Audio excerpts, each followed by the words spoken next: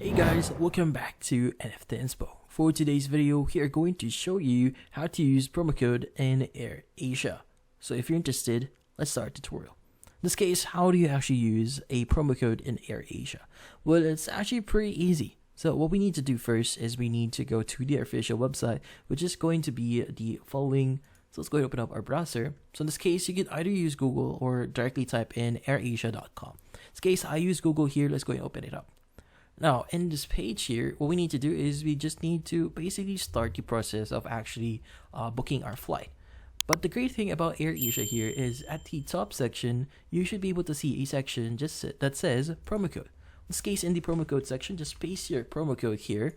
And from then on, just choose your destination or your flight. In this case, go ahead and click on search here and continue with booking your flight. Now, at the checkout page, you should be able to see your promo code applied, but if you don't see it, make sure to reapply it again in the checkout page. But in this case, that's about it. So, hopefully this video was able to help you. Like and subscribe to NFT Inspo. Thank you for watching.